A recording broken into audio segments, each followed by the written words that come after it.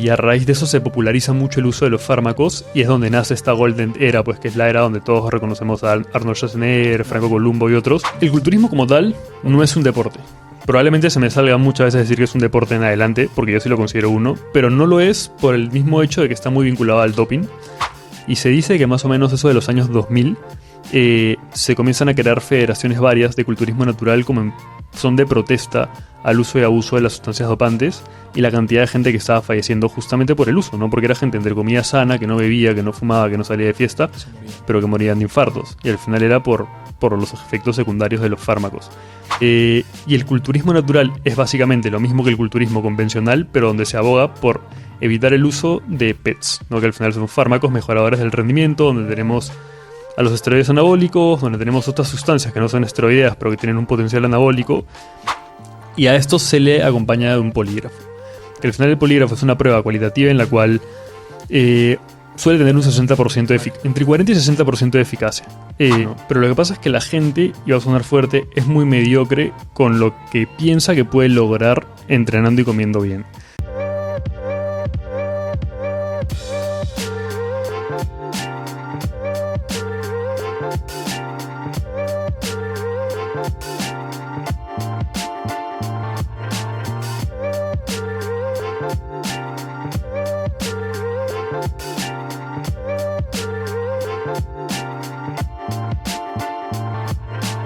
Hola, ¿cómo están? Bienvenidos a un nuevo episodio del podcast. Para el día de hoy tenemos a un gran invitado, Diego Bernardi. ¿Cómo estás? ¿Qué tal, hermano? Un placer. Nada, un gusto estar acá y más bien agradecido por la invitación.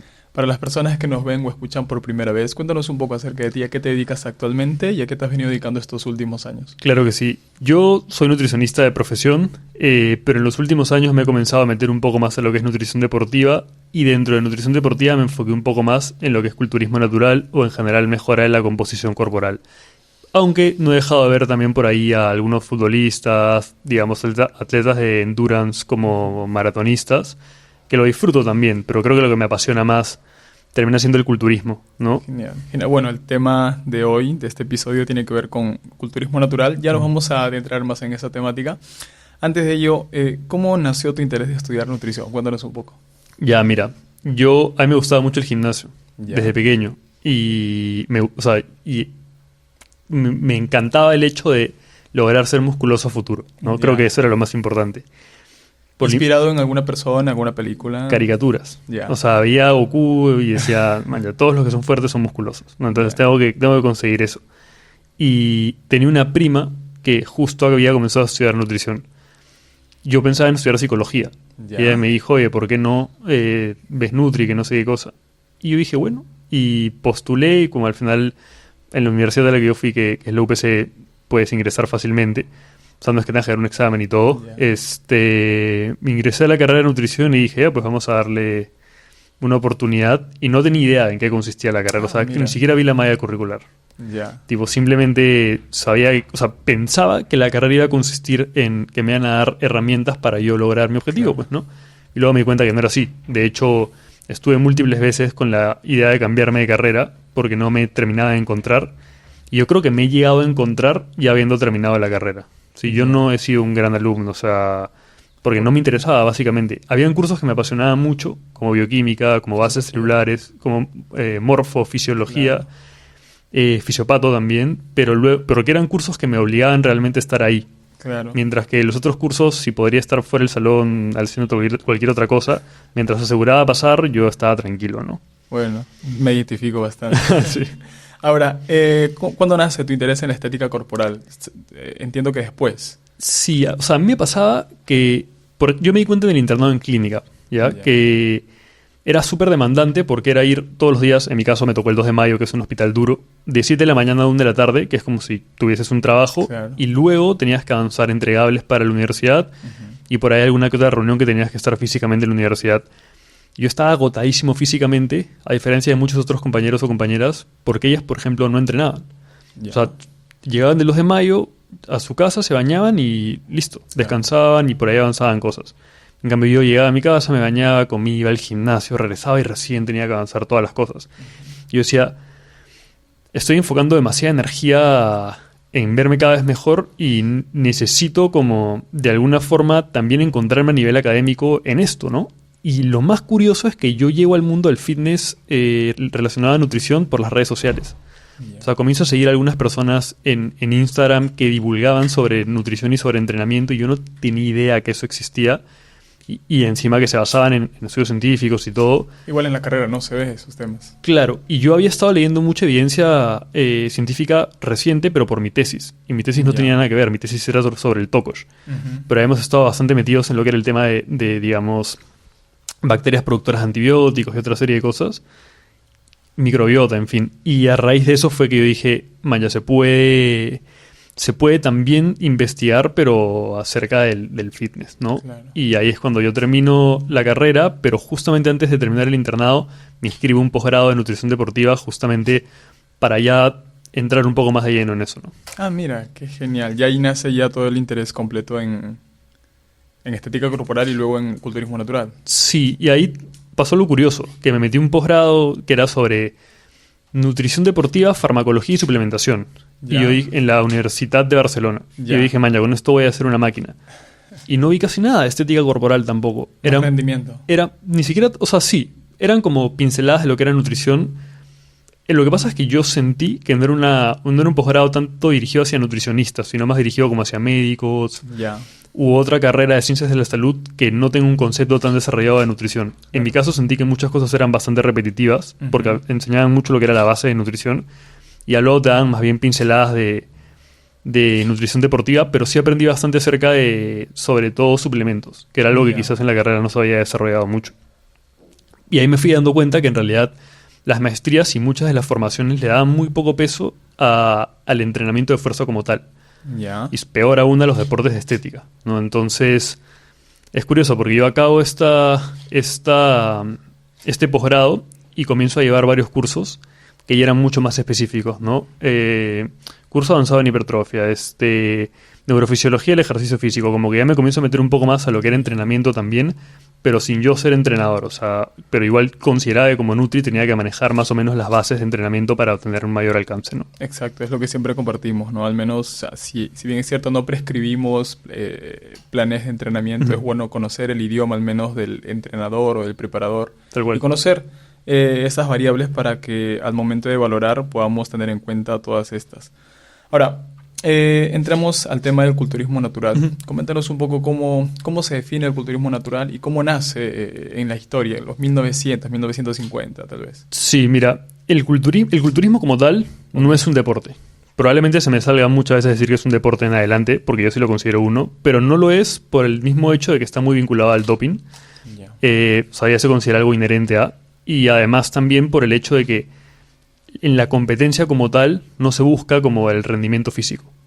Entonces yo creo que esas son las principales variables por las cuales se le considera una actividad física más no un deporte. Y el culturismo natural es básicamente lo mismo que el culturismo convencional, pero donde se aboga por evitar el uso de PETs, ¿no? Que al final son fármacos mejoradores del rendimiento, donde tenemos a los esteroides anabólicos, donde tenemos otras sustancias que no son esteroideas, pero que tienen un potencial anabólico, y otra serie de sustancias que son, no sé, pues simpático-miméticas o vasodilatadoras como el clenbuterol, que al final también están sancionadas por la Agencia Mundial Antidopaje, ¿no? Y el culturismo como tal nace en el año 1901. Y nace gracias a Eugene Sandow, que era un strongman. Básicamente era un hombre al cual le gustaban levantar cosas pesadas, ¿no? En ese entonces había muchos movimientos que tenían que hacer sí o sí los strongmans, pero no se les daba mucho enfoque a cómo se veían ellos a nivel estético. De hecho, la gran mayoría, esto es totalmente evidencia recolectada, que no es que tiene un sustento atrás, pero se dice que era gente que estaba un poco más pasada de peso, que tenía un poco más de grasa, porque sabemos que al final eso les permitía levantar mayores cargas, ¿no? Pero se dice que Eugene Sandow tenía una fascinación con las esculturas. Esas esculturas que obviamente nacen con una especie de, digamos, oda al cuerpo, ¿no? Y es por eso que al final Eugene decide hacer una dieta un poco más específica y sigue siendo un strongman, pero con un físico definido, ¿no? De hecho, hay un montón de fotos de Eugene Sandow donde tiene un buen físico bastante bueno. Y él crea la Great Competition, que es la primera competencia de culturismo que hay en el mundo, que obviamente se sobreentiende que es natural porque no existían los fármacos. Claro. Y es curioso porque era culturismo como tal, donde habían poses y todo, pero también había demostración de fuerza, porque también había movimientos de strongman. Y poco a poco, con el paso de los años, se van dejando de lado los movimientos de fuerza, digamos, y se va quedando solamente la estética corporal, el posing y todo lo que se conoce ahora. De hecho, antes posaban en pieles de leopardo, que es esa típica imagen que vemos todos en caricaturas, donde sale uno con pieles de leopardo en un circo levantando una cosa pesada. Era básicamente así.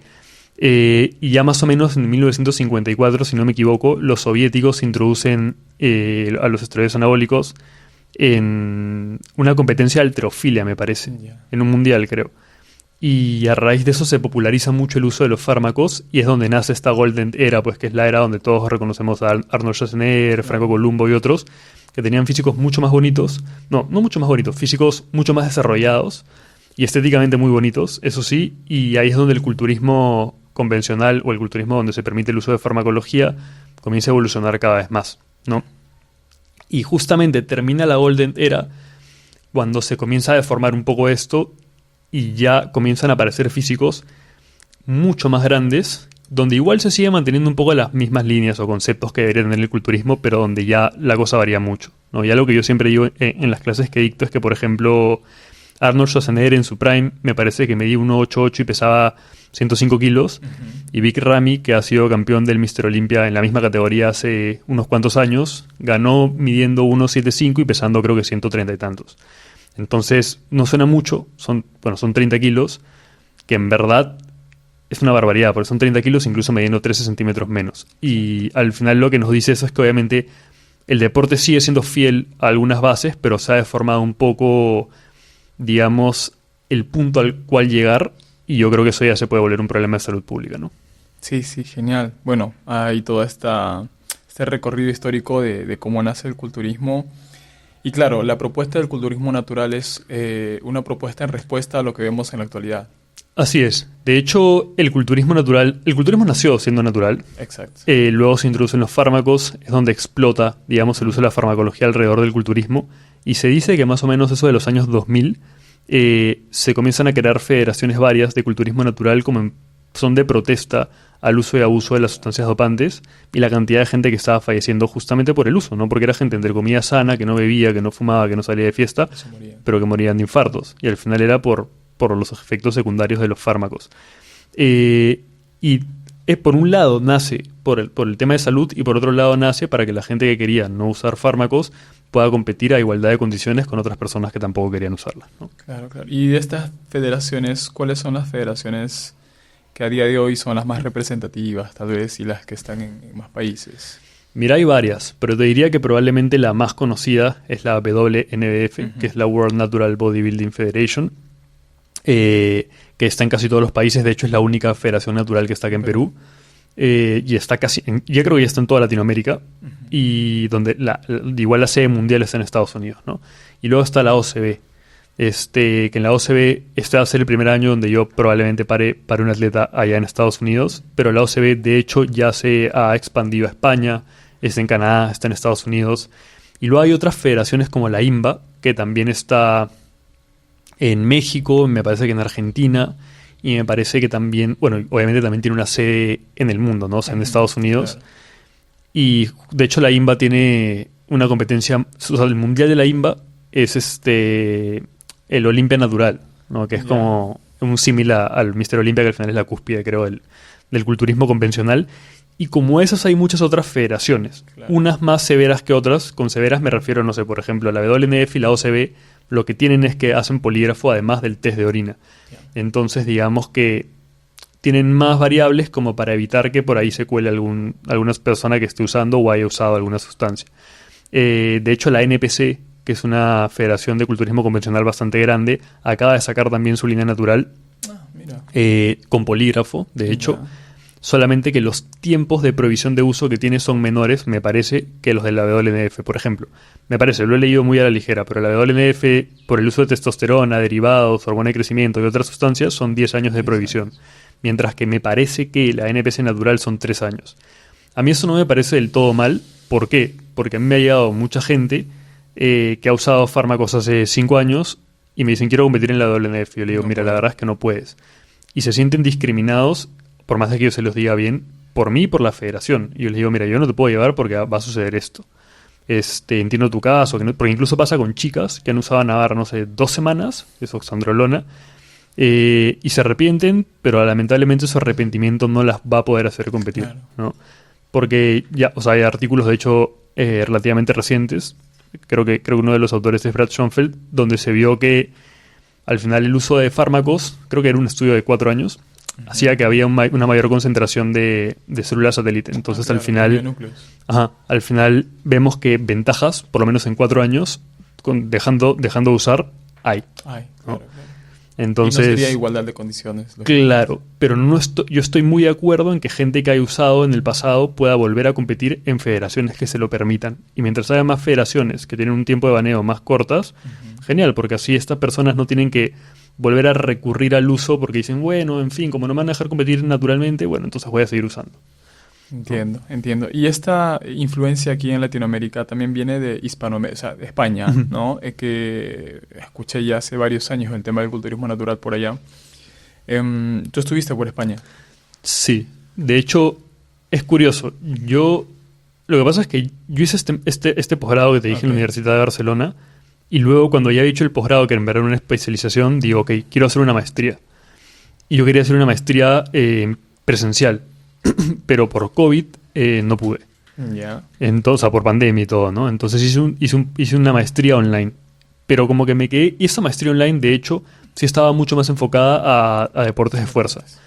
Tenía muchas cosas que yo consideraba sesgadas, que al final cuando tú llevas algún curso o maestría o lo que fuese, a veces hay docentes que obviamente tienen una postura muy clara y tú lamentablemente, si el examen es en base a la postura de él, igual tienes que dar el examen, ¿no? Claro. Y este tenía un corte bastante cetogénico, ¿no? Ya. Entonces igual, valoro mucho los aprendizajes porque de hecho aprendí cómo hacer una dieta cetogénica, por más de que no la haya hecho, creo que nunca, pero aprendes un montón de cosas y van sumando. Y luego de eso es cuando yo digo, ok, pero quiero tener la experiencia de hacer un máster oficial además, ¿no? Que me dé derecho más adelante poder hacer un doctorado. Claro. Y ahí es cuando María Paz y yo nos fuimos a España y yo me acuerdo que mi máster comenzaba en octubre Ya. y era más o menos marzo y yo digo, pucha, ¿por qué no aprovecho para competir? ¿No? Yo no lo tenía planeado. Yo había estado en pandemia entrenando en mi casa todos los días con un rack de dominadas que me puse, un banco donde hacía bench press y tenía suerte si es que mi mancuerna no chocaba con la pared porque era un espacio muy pequeño, con la puerta cerrada para que mi perro no se meta a interrumpirme en plena serie y que no le caiga la mancuerna encima, pero no fallé ni un solo día. O sea, en pandemia entrené todos los días que tenía pautados. Lógicamente, si tenía un día de descanso, descansaba. Sin fines de competencia, porque... Sin fines de competencia. Claro. O sea, yo siempre he entrenado sin ningún fin competitivo. Era una competencia contra mí mismo, digamos. Claro. Pero era frustrante, ¿sabes? De hecho, en un punto, antes de entrar a lo de España, yo comencé a hacer jiu-jitsu porque decía, no puede ser que esté tan metido en un deporte en el cual, y va a sonar feo lo que voy a decir, nunca me siento satisfecho, ¿me entiendes? Es como que me veo físicamente y no me veo como quisiera verme. Y me veo mejor de lo que me imaginé que me iba a ver alguna vez. Pero no es suficiente, y nunca es suficiente, creo, en realidad. Claro. Y eso creo que es algo que experimentan todas las personas que son usuarias, digamos, acérrimas de gimnasio. Pero luego es que yo digo, ok, bueno, dejo de hacer jiu-jitsu justamente porque comienza la pandemia y ya, imposible, ¿no? Y ahí es cuando me comienzo a meter más en el culturismo y descubro que había el culturismo natural y también por redes sociales, porque yo no tenía idea. No es mediante la WNF de España que yo digo, existe esto y ¿por qué no probarlo, no? Porque yo justamente no había decidido competir en culturismo antes porque no me atrevía a usar fármacos. Por miles de motivos, por ética, porque tengo un historial cardíaco, o sea, un historial de familia con problemas cardíacos extenso, entonces de por sí tengo autodiagnosticado una colesterolemia familiar y obviamente sabemos pues que los fármacos elevan drásticamente los niveles de colesterol y no me la quería jugar ni tampoco quiero jugármela. Entonces ahí fue que yo tomé la decisión de competir y le hablé a un preparador de España. Ivonne Suberviola, sí, que hoy en día es de los mejores, si es que no el mejor preparador de España. Y yo dije, seguramente me va a decir que no estoy listo, ¿no? Y esto es, no pierdo nada. Y me dijo que sí. Incluso él mismo me dijo que ese año había una competencia en octubre y me cuadraban perfectos los tiempos. Sí. Y dije, bueno, ¿por qué no? Y comenzamos a trabajar juntos creo que en mayo. Comenzó la prepa, yo estaba pesando 66 kilos por ahí. Y comenzó la prepa, la verdad es que no me costó. O sea, comencé a entrenar con un entrenamiento pautado. El resto de mi vida yo me había pautado el mismo entreno. Con una dieta pautada. y cada vez estaba más definido, cada vez estaba más definido. Igual yo no me la creía. Yo decía, no, bueno, no me va a ir bien, que no me va a ir bien, ¿no? Hasta que viajamos a España, y compito. Llego, conozco a mis otros compañeros del equipo, porque Ivonne está llevando no solamente a mí, sino a otros. Compito y quedo cuarto. Y de hecho yo cuando estaba en el backstage, que me sigue pasando hasta el día de hoy, le decía a mi novia, voy a perder, o sea, no quiero salir, voy a quedar último. La verdad es que veía físicos espectaculares que yo no podía creer que sean naturales. Y al final quedó cuarto. ¿De cuántos? En mi categoría, porque quedo cuarto de Men Physique Short, Claro. ¿no? Que es mi categoría, que al final Men Physique en la mayoría de federaciones se divide por tallas. Y yo quedo cuarto, me parece que creo que éramos 13. Ok. Pero había mucho nivel. O sea, Claro. estaba muy fuerte, talla baja específicamente. Bueno, en España el nivel es altísimo. Todas las categorías están durísimas, pero de verdad que me sentí bastante bien. Sobre todo porque quedé por delante de gente que yo consideraba que tenía un físico espectacular. Y a raíz de eso es que me comienzo a creer un poco más el tema del culturismo, y además el haber hecho top 5 me da derecho a próximos años, o al año siguiente en realidad, Ujú. competir en exteriores. Entonces fue que, hablándolo un poco con Ivonne, como yo iba a estar todo un año en España por lo que iba a hacer la maestría, le dije, ok, hemos debutado el 2021, ¿por qué el 2022 no salimos en más países aprovechando que estoy acá? Y fue por eso que el 2022 terminó saliendo en Francia, en Portugal y nuevamente en España. Mira, qué Sí. genial. Ahora nos vas a contar más detalladamente el tema de la experiencia en tu primera competencia.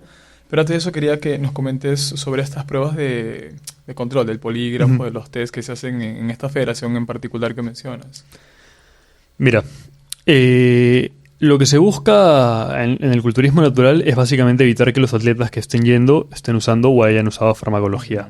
El gran problema es que las pruebas que se hagan van a estar muy ligadas al presupuesto que se tenga. Y eso es un limitante que va a existir siempre. Yo la primera vez que competí, se le hizo un testeo de orina a absolutamente todos los atletas. En otras ocasiones, cuando he competido, no me hicieron un test, por ejemplo. ¿Por qué? Porque lo dejaban exclusivamente para los ganadores. Y siendo la misma federación. ¿Y por qué? Porque yo, a ver, no estoy en desacuerdo. O sea, si yo quedo quinto y he usado y no me hacen ningún test, bueno, allá yo que he usado y aún así quedo quinto, ¿no? Entonces, o sea, en España me acuerdo que en el segundo año que competí sí se le hizo un testeo, creo que al top 5. Entonces ahí ya más interesante. Pero, por ejemplo, en otras competencias no me hicieron a mí porque le hacían solamente a los que ganaban. O incluso solamente a los que se volvían pro. Y es un examen de orina para ver todas las sustancias que están baneadas por la Agencia Mundial de Antidopaje, y un examen complementario de sangre para los que se hacen profesionales, Ya. ¿no? Porque ahí ya se juegan más cosas. Claro. Y a esto se le acompaña de un polígrafo. Que al final el polígrafo es una prueba cualitativa en la cual suele tener un 60% de entre 40 y 60% de eficacia. A mí me parece muy interesante porque me parece un tamizaje muy interesante. Yo creo que por el simple hecho de que una persona que ha usado fármacos le dicen, oye, pero te van a hacer un polígrafo, ya de por sí Empieza a hay un descartar. chance de que se tire para atrás. Claro.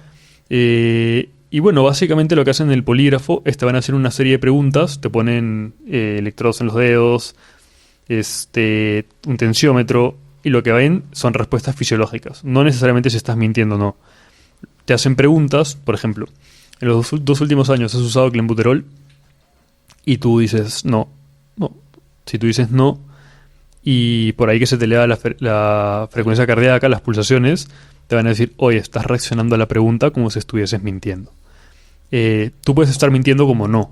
Por ejemplo, puede ser que, te voy a decir cualquier tontería, ya que chico ha sido asmático y por algún motivo no te dieron salbutamol, que es el tratamiento por excelencia, y te dieron clenbuterol. Y entonces tú tienes ahí el recuerdo latente de que usaste clenbuterol hace 10 años y te pones nervioso. Y eso hace que obviamente se le den tus pulsaciones y termines fallando. Pero el poligrafista tiene que tener la capacidad de entrevistar un poco a la persona y no regirse solamente por las preguntas estáticas que tienen, sino Claro. tratar de ver si efectivamente la persona está mintiendo o no, ¿no? Y así, o sea, al final lo que se ve es eso, te preguntan la mayoría de sustancias con la temporalidad con la que tienen de baneo, Ujú. y puede durarte la cita 15 minutos o 1 hora y media. Y es fuerte, o sea, yo he pasado polígrafo 2 veces, ¿Cuánto duró? y las 2 veces, la primera vez fue larga, por ejemplo, porque la primera vez que hice polígrafo, en mi primer intento salté en todas. Como que me salía que había estado desde diuréticos hasta todo. Y el pata me dijo, esto no es normal, ¿no? Estás extremadamente nervioso, así que vamos a repetir la prueba. Y yo lo que me di cuenta es que... ¿Y si estabas nervioso? Yo soy una persona nerviosa. Claro. O sea, me siento nervioso cuando me están interrogando cosas por más de que no sea culpable. De hecho, cuando me para un policía siempre estoy nervioso y eso que tengo todo en regla. Pero siempre digo, no, y si mi brevete, no sé, en fin. Como que siempre siento que puede algo estar mal. La cosa es que en este caso yo me di cuenta y me autopercibí que cada vez que decía que no, movía la cabeza como en signo de negación. Como que era un automatismo que yo tenía. Entonces dije, bueno, me van a repetir la prueba, no voy a moverme, ¿no? Y dije, no, respiré profundo antes, también traté de calmarme un poco y lo pasé sin problemas. Y ya la segunda vez que he hecho un polígrafo, duró 15 minutos porque dije, no, Tranquilo. todo lo que me preguntaron, tranquilísimo, y lo pasé, ¿no? Pero al final yo he tenido atletas que han estado en polígrafo horas y lo han pasado, pero han estado horas. Claro. Como que le han estado haciendo una serie de preguntas y ha sido complejo, ¿no? Ahora, a pesar de estas pruebas de control, hay muchas críticas en relación a esta, ¿no? Y más de uno de repente por ahí piensa de que por ahí uno se pasa, dos se pasan. ¿Es posible esto? Yo creo que sí es posible. En realidad siempre es posible. Al final hay que tener en cuenta que el dopaje siempre va por delante del antidopaje, ¿no? Claro. Por ejemplo, yo el último que me quedé es que existía la testosterona en gel y que se iba así, rapidísimo. Entonces no salía en los controles y la podías cortar muy rápido. Incluso hay gente que no usa, o sea, usa testosterona, digamos, exógena, pero en dosis fisiológicas. ¿Para qué? Claro. Para que no salga que tiene pues más de un Porque hay gramo. un ratio específico, ¿no? Ajá. Sí. Y que no salga que pasa el gramo y eso no haga pues que salga positivo en el control. Pero es curioso porque, claro, tú cuando estás compitiendo naturalmente en un punto, casi siempre tu testosterona está baja. O sea, incluso puedes llegar a rangos hipogonadales, ¿no? De hipogonadismo, sí, porque es algo propio de un déficit calórico prolongado y de un porcentaje de grasa muy bajo. Entonces, obviamente, si estás usando algo, por más de que sea en rangos fisiológicos, que te permiten estar, no sé, pues en 900, 800, vas a tener una ventaja. Entonces, siempre existe la posibilidad de que la gente use fármacos, pero para eso está el polígrafo, idealmente. Pero no sabes si te dio un sociópata o un psicópata y te pasa el polígrafo, ¿no? Entonces, siempre existe ese riesgo, pero yo trato de no pensar en eso porque como competidor es como si en un principio tuviese una excusa, como, bueno, usted me ha ganado seguramente porque usa, ¿no? Que yo creo que no es lo más sano. O también no es tan sano el hecho de decir, no, que voy a competir acá, natural, y seguramente voy a salir contra gente que sí usa. Yo, o sea, mi mindset, al menos, y con mis atletas es, vamos a ir a una competencia donde todos estamos en igualdad de condiciones y va a ganar el que tiene el mejor físico, punto. Entonces, trato de no pensar en eso, por más de que pueda existir una ligera posibilidad de que haya. Yo creo que no, sobre todo creo que en federaciones como OCB, como WNF, que son mucho más rigurosas y que tienen mucho más peso hoy en día, es más difícil que se cuele una persona que en otras federaciones donde, por ejemplo, no hay polígrafo, como la INBA, que solo hay test y al final con solo test pasa lo que te he dicho, ¿no? Yo al final, no sé, pues juego bien con el timing, o mi preparador juega bien con el timing y termino saliendo clean cuando al final estaba usando toda la prepa, pero nadie lo detectó. Entonces, mientras que en otras federaciones, como digo, más rigurosas, es imposible que pase. Igual, a medida que estas competencias y las federaciones vayan recibiendo mayor presupuesto y haya mayor alcance comercial, imagino que las pruebas podrían ser más severas, tal vez, ¿no? Es la idea que, por ejemplo, lo que sí es en España es doping domiciliario. O sea, de sorpresa. Si un buen día te dicen, oye, ¿estás en tu casa? No. Y tú firmas un documento donde dices dónde vives y todo, y donde aceptas que te dan doping domiciliario. De hecho, en Perú el documento que firmas me parece que también estás firmando eso.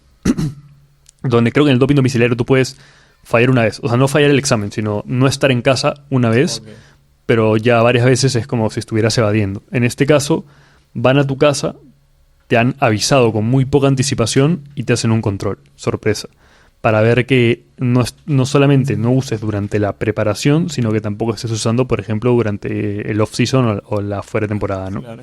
Y aquí en esta federación, igual que la IFBB, hay los pro y los amateur, ¿no? Sí. Sí. Sí. Al final, para hacerte pro... A ver, hacerte pro es una cosa que depende de ti y depende mucho de suerte también. De quién tengas al lado, principalmente. Hay federaciones donde no dan pro cards.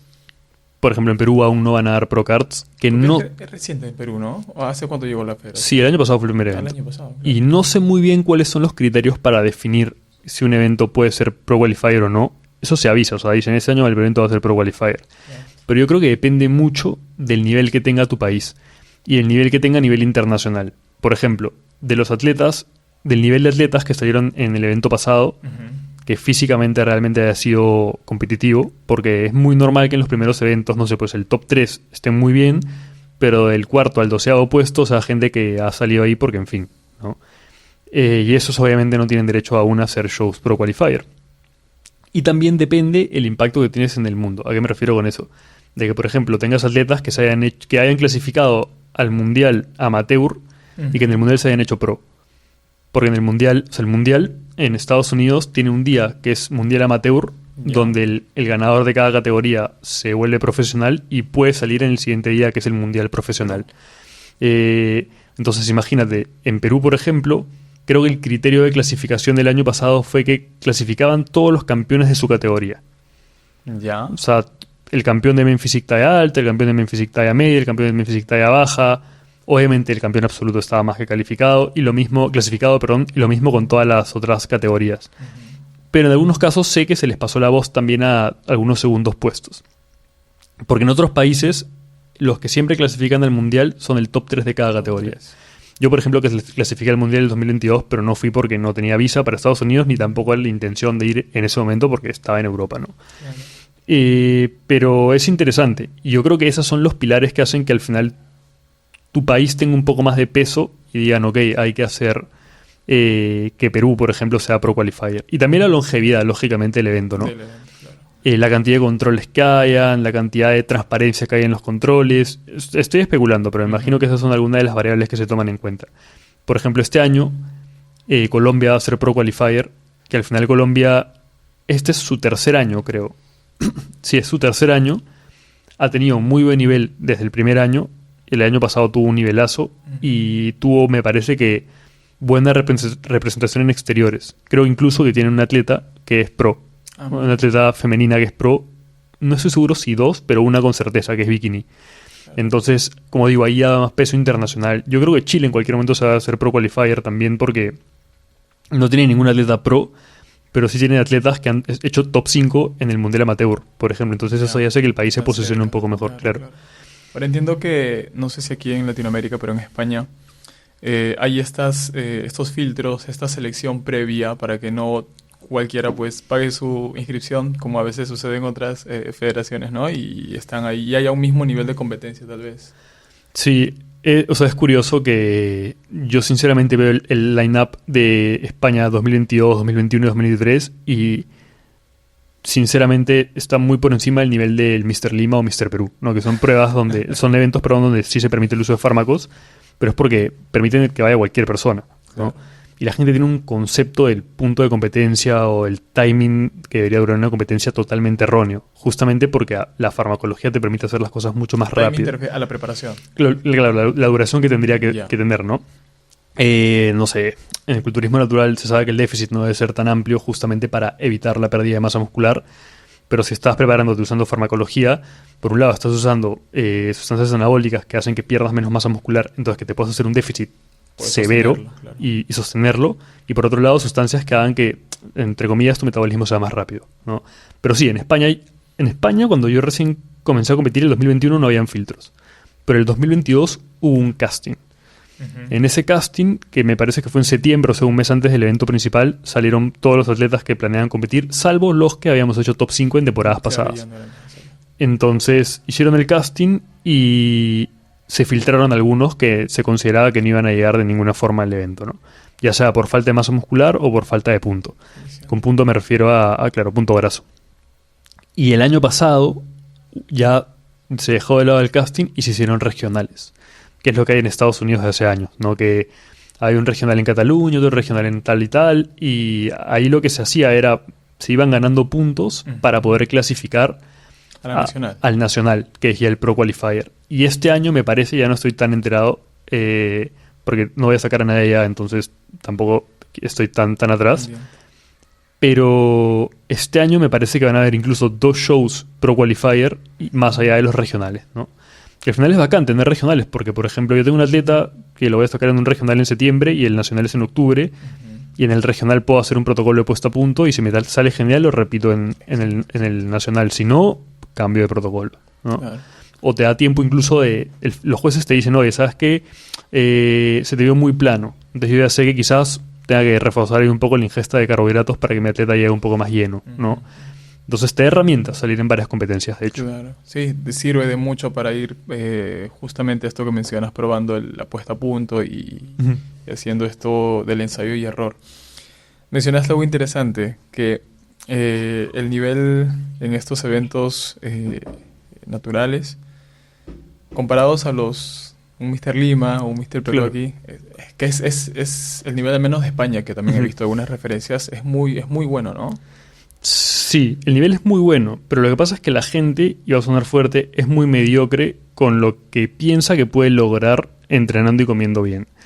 Es que ya... Esto es a raíz ya de lo que se ha creado en torno al culturismo y a la estética corporal, ¿no? Tenemos como muchas referencias, los clásicos referentes del culturismo comercial y demás. Entonces ya cuesta a veces creer, ¿no?, que se puede lograr un buen físico, claro. Claro, mira, por un lado se tienen referentes que están muy arriba, o sea, imposibles de lograr, por ejemplo, Nate Walker, por soltarte un nombre, Sibum, ¿no? Ya. Tú no vas a llegar a estar así siendo Nati, o sea, al punto graso sí, probablemente, El tamaño. pero el tamaño no, ¿no? A menos que tengas pues alguna variación genética ahí particular, ¿no? Pero normalmente no vas a llegar a tener ese tamaño. Entonces la gente tiene que dejar de idealizar que se puede llegar a tener ese físico, porque obviamente si ese es tu físico ideal, vas a terminar usando química porque quieres verte así. Claro. Y probablemente no lo logres, porque Nick Walker o estos tienen un staff de trabajo bastante grande atrás y tienen un cuerpo que lo tolera, ¿no? Claro. Y que le da para eso. Pero por otro lado hay mucha gente que va yendo al gym 6 meses o incluso años, pero haciendo todo mal. Si no, es que yo llegué a mi límite natural, es que tengo que usar fármacos porque si no nunca voy a progresar. Y esa es gente que simplemente no tiene paciencia, porque al final yo llevo entrenando desde los 15 años, creo, voy a cumplir 28 y sigo progresando. Y de hecho, claro que o sea, los años en los que más he progresado han sido los primeros años de entrenamiento, por más de que hacía todo mal, Claro. porque basta que toques una mancuerna para que ganes músculo.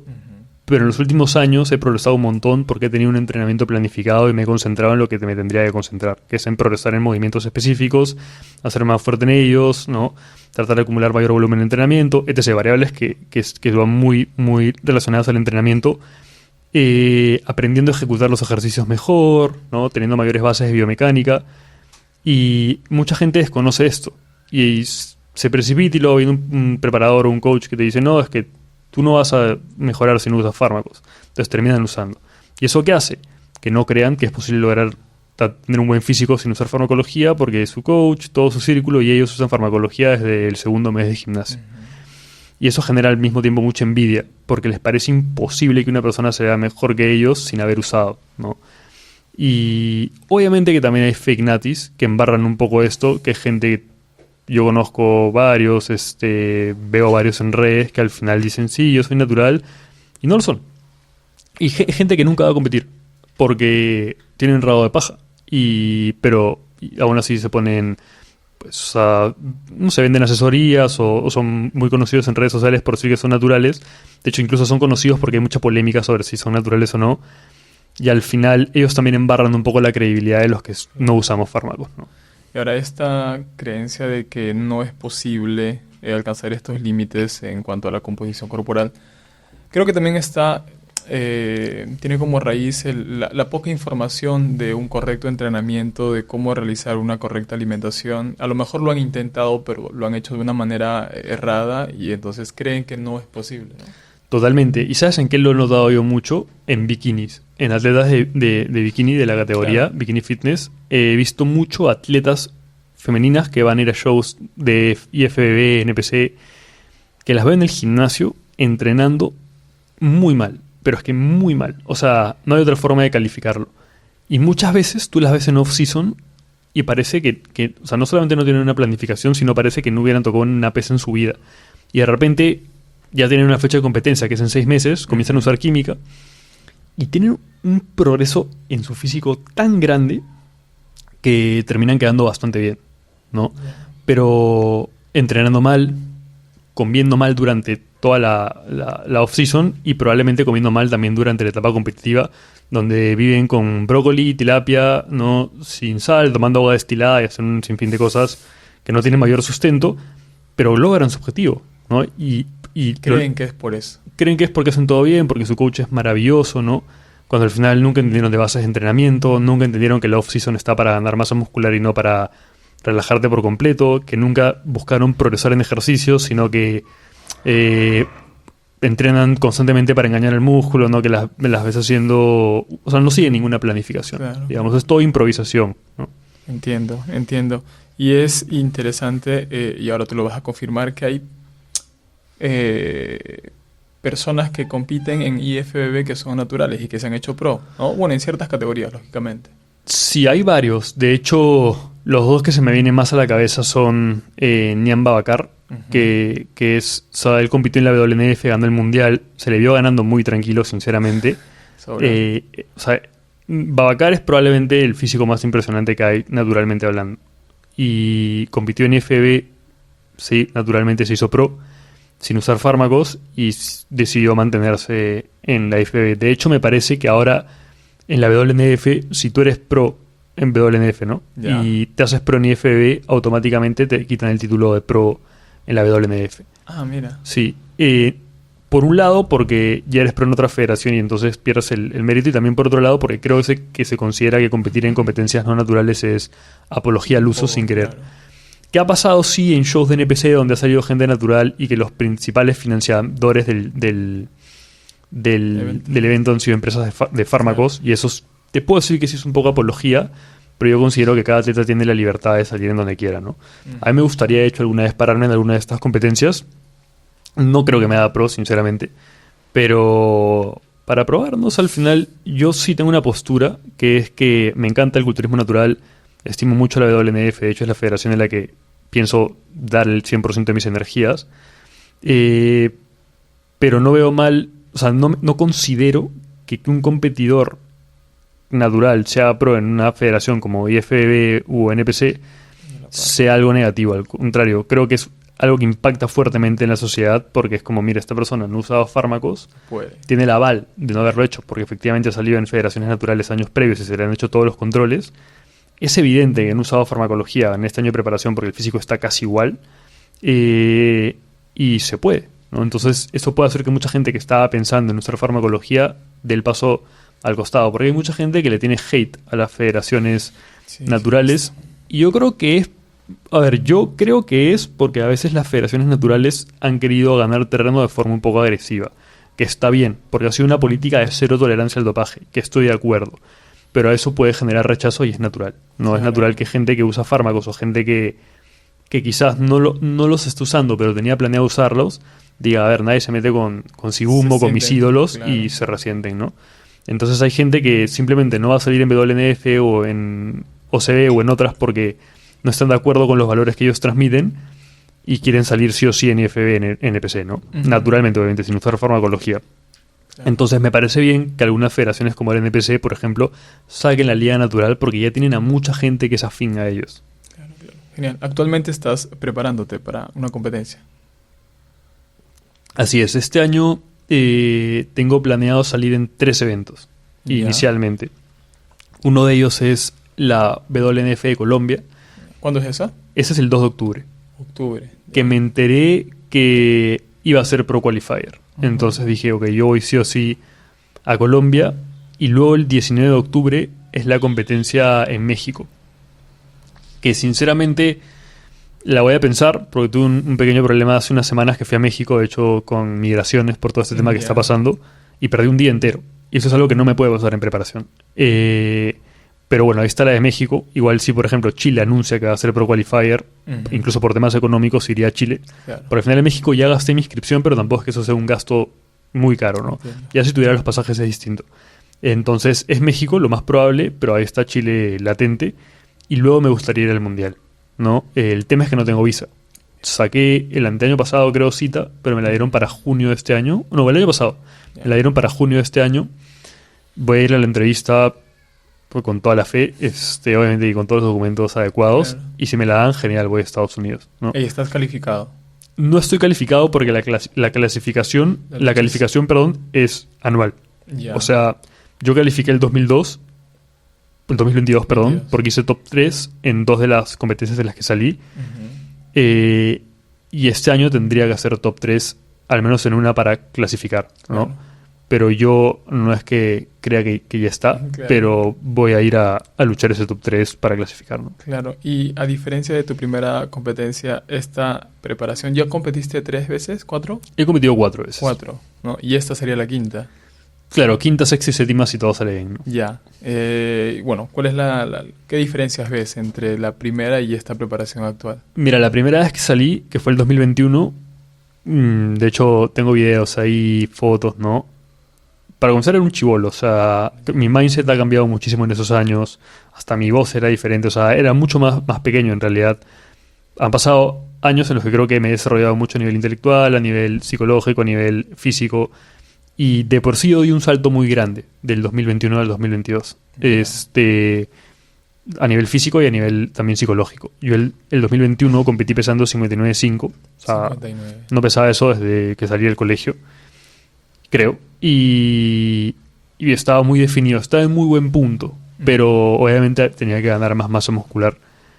Y para el 2022, que normalmente cuando uno amarra preparaciones, o sea, sale de un año para otro sin parar, la cantidad de masa muscular que puedas meter normalmente no es mucha. Y esto es porque partes de un punto fisiológico y hormonal no tan idóneo para ganar masa muscular, te tienes que recuperar y una vez recuperado recién puedes apuntar a ganar músculo.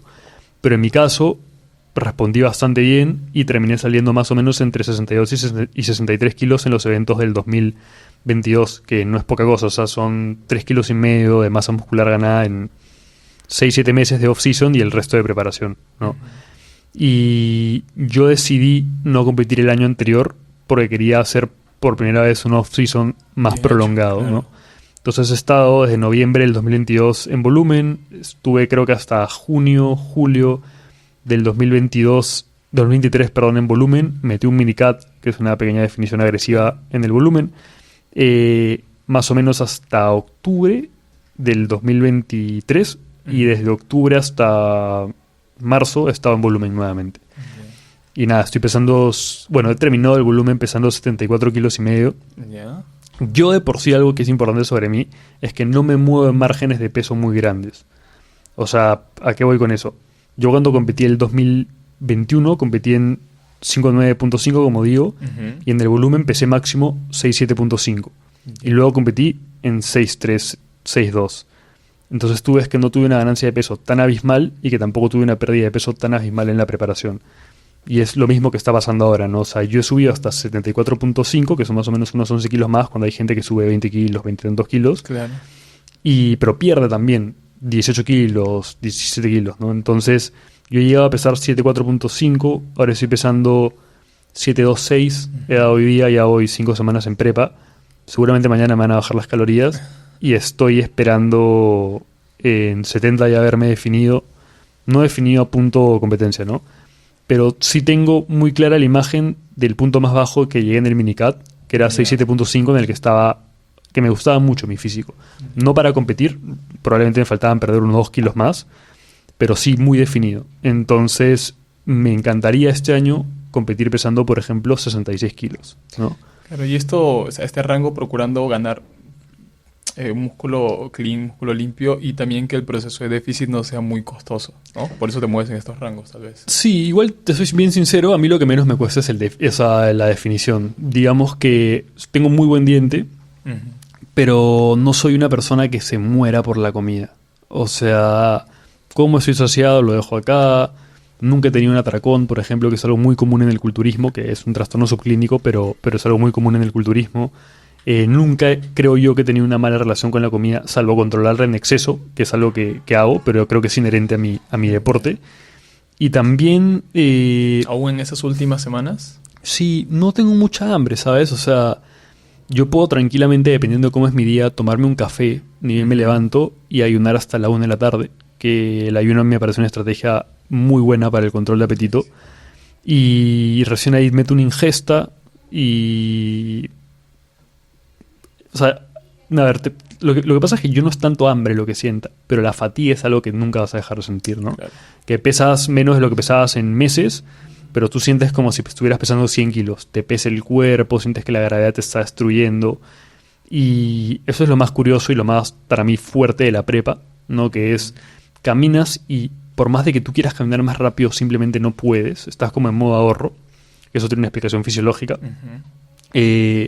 Pero hambre así, desesperación por comer, nunca. Y si tengo hambre, como más verduras, se acabó. Bueno, igual lo manejas con la fibra y la saciedad. Mencionaste algo importante, a pesar de los conocimientos que tienes con respecto a esta temática, le das mucho valor al trabajar con un preparador, ¿no? Que es fundamental y clave. Sí, yo considero que todas las personas deberían tener un preparador. O sea, todas las personas que quieren competir, lógicamente, Claro. ¿no? ¿Por qué? Porque al final yo al día de hoy estoy ya no solamente viendo la parte nutricional, sino también programando entrenamiento a mis atletas, porque ya venía hace mucho tiempo estudiando cosas relacionadas al entrenamiento, pero me faltaba como una certificación que me avale. Aprovechando mi estadía en España, hice la certificación de la NSCA, que he aprendido, sí, pero la hice principalmente para tener un aval, ¿no? Y poder ejercer. Y considero que tengo buenos conocimientos de entrenamiento y nutrición y considero que podría con eso llevarme una prepa, pero siento que en este deporte principalmente, donde tu cabeza te juega muchas malas pasadas, siempre tener una visión externa, alguien con quien debatir, es súper importante. Yo, por ejemplo, o sea, hoy en día mi relación con Ivonne es bastante horizontal. De hecho, Ivonne me dice, oye, ¿qué opinas si hacemos esto? Me parece genial hacer esto. Yo no me pauto la dieta, me manda los macros y yo traqueo todo, ¿no? O sea, al final, creo que eso... O sea, creo que no dejaría de trabajar con él nunca, porque al final es como si tuvieses una persona que está pensando por encima tuyo, ¿no? O sea, yo puedo ver mi físico horrible un día y decir, ¿sabes qué? Tengo que apretar la dieta. Y esta persona te dice, oye, tranquilo, ¿no? O quizás, imagínate, yo estoy pesando 6'6", en agosto, ponte, estoy pesando 6'6". Yo te he dicho que no quiero pesar menos de 6'6", que es como mi objetivo. Entonces, para mí ajustar las calorías pesando 6'6", porque quizás aún no estoy en el punto, es como psicológicamente fuerte. Claro. Porque para mí sería como un retroceso en teoría. Entonces, si vos me vas a decir, oye, hay que ajustar calorías, y yo voy a acatar, porque soy soldado en ese aspecto. Entonces, creo que ahí es donde sirve, ¿no? Y lo mismo con la gente a la que... O sea, yo he preparado a gente que tiene un gran conocimiento de entrenamiento y de nutrición, y de hecho hemos debatido... de hecho, 2 de los atletas que preparé el año pasado eran nutricionistas. Entonces, hay mucha horizontalidad en la conversación, ¿no? Es como que oye, vamos a hacer esto por esto. Me dicen, oye, quiero tener un día plant-based, ponte, ¿no? Porque yo a veces casi no como carnes por algunos días, entonces es como que incluso me dicen, oye, he visto tus historias y me ha provocado comer también así. Ok, lo hacemos, ¿no? Claro. A muchos de ellos incluso a veces solo le mando los macros y a ellos se acomodan mediante alguna aplicación de traqueo o lo que sea. Y eso les da mayor flexibilidad, yo creo, ¿no? Y tarde o temprano, cuando tú preparas a alguien por mucho tiempo, siempre y cuando esta persona tenga interés, va a terminar aprendiendo conceptos de nutrición y de entrenamiento. Porque yo creo que una de las cosas más ricas que uno puede brindar como preparador, como nutricionista, como entrenador, es la educación, ¿no? Y en este caso, yo...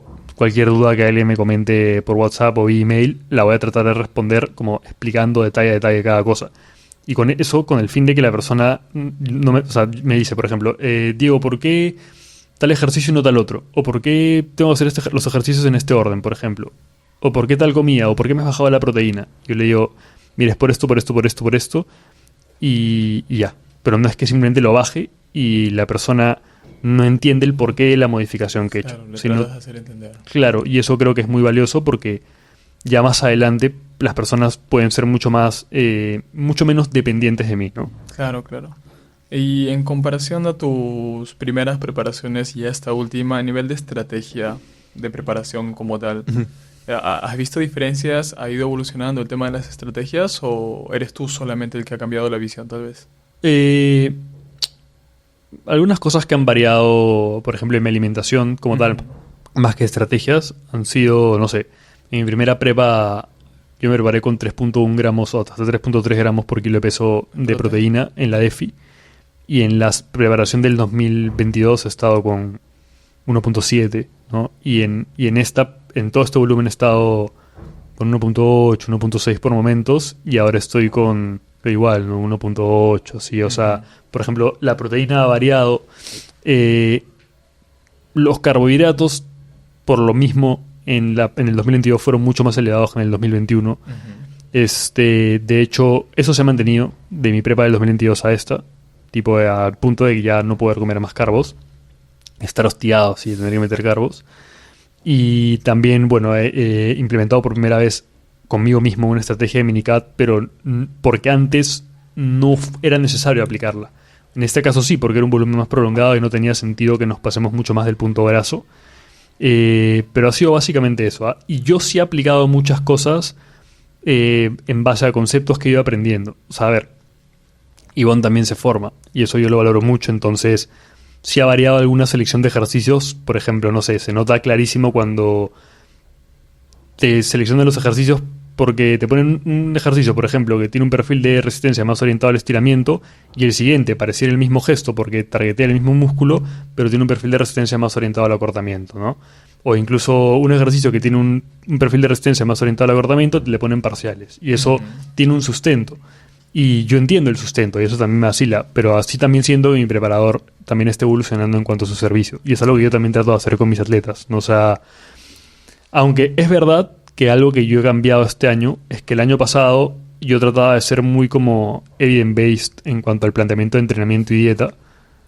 En cambio, este año me he dado cuenta de que al final tratas con humanos y puedes ponerle ejercicios que quizás no sean los mejores en cuanto a perfil de resistencia o en cuanto a eficacia de los mismos, pero si les gusta, les gusta. Entonces Se los adapta metes ahí mejor. y se adapta mejor y le saca mejor el jugo, ¿no? O también con la dieta, o sea, hay gente que simplemente se siente mejor comiendo una mayor cantidad de proteína. Y si es así, pues sube un poco la prote. Porque sobre todo con chicas, ¿no? Hay chicas a las que yo he preparado que han llegado a pesar pues 44 kilos. Y a veces, para una persona que está acostumbrada a comer más proteína, comer 80 gramos al día es poco.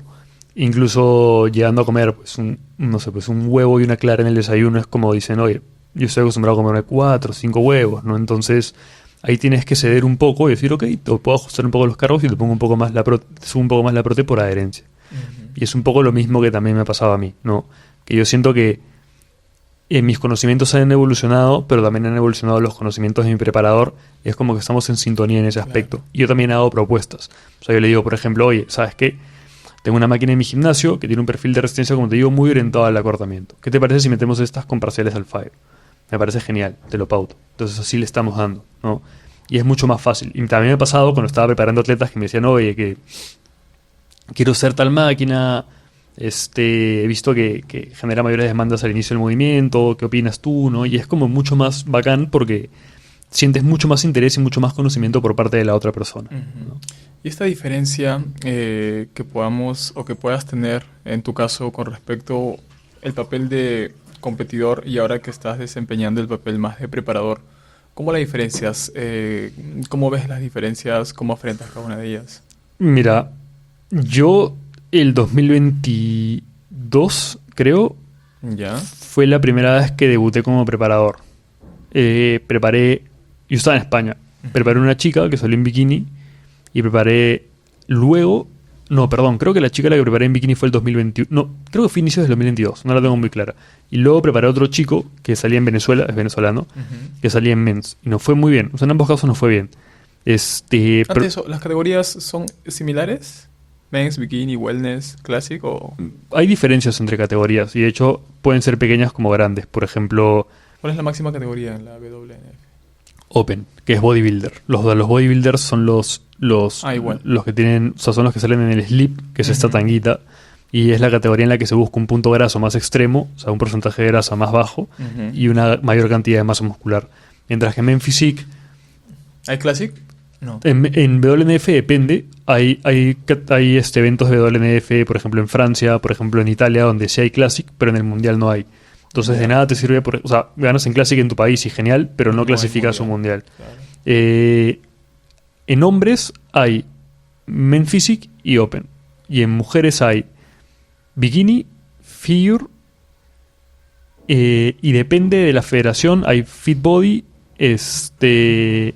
Women Physique y Women's Bodybuilding, ¿no?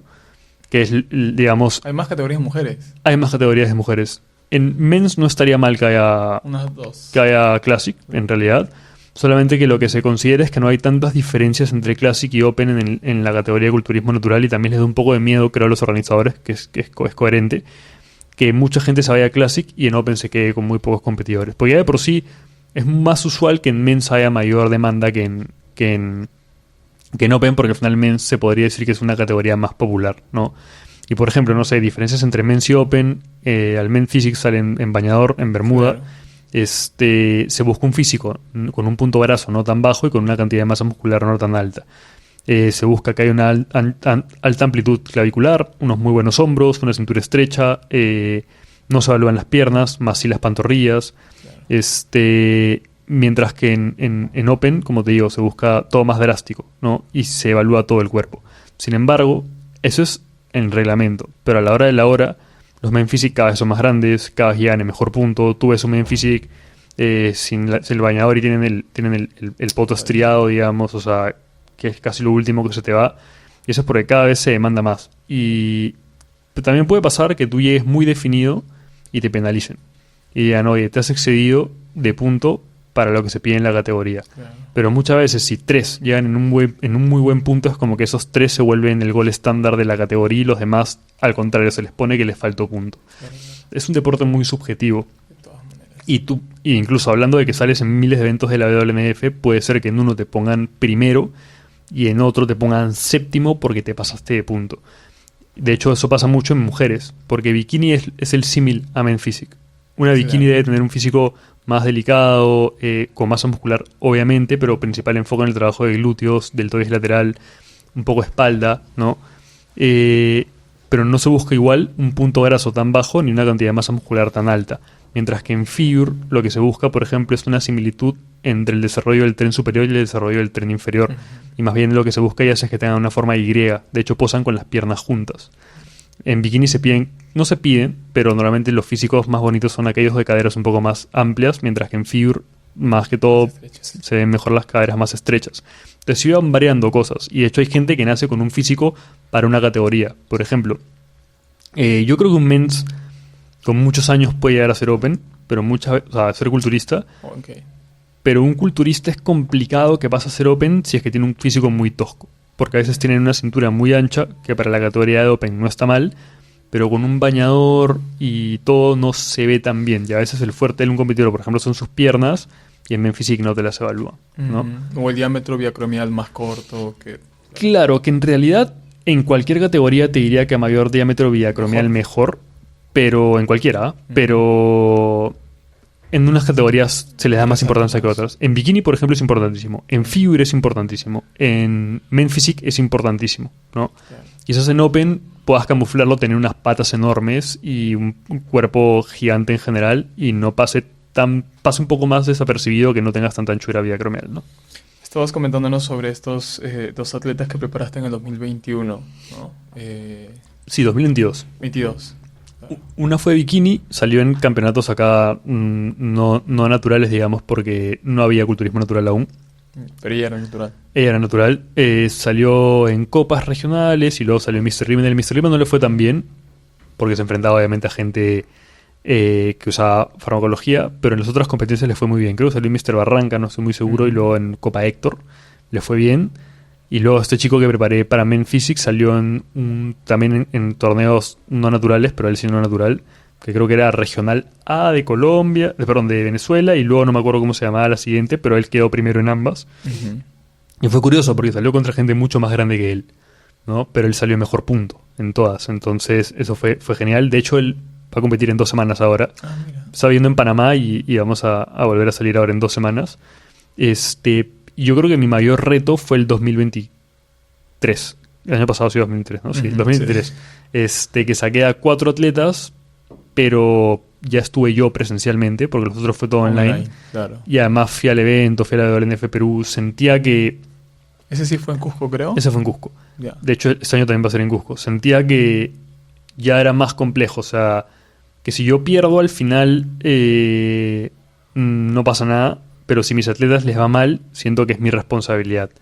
Entonces, fuera de bromas, la semana previa no dormía. Tenía pesadillas toda la madrugada, me sentía mal, o sea... ¿Qué no te había pasado en tu caso cuando tú te preparabas? No, sí, también. ¿También? También. Ya. La parte psicológica en las semanas previas es lo que más me cuesta. Yeah. De hecho, el día anterior me cuesta un montón dormir. Pero ahora por 4, imagino, claro. Ese es el tema. Era como si yo fuese a salir 4 veces ese día. Entonces, por suerte salió todo bien. De hecho, tuve 2 bikinis que salieron en talla baja. Una ganó, la otra quedó segunda. La que ganó fue campeona del absoluto. El que salió en Men Physique talla media, talla media, ganó la categoría, fue al absoluto, no ganó. El que ganó el absoluto era un chileno que tenía un fisicazo, que tiene, que de hecho luego quedó quinto en el Mundial Amateur.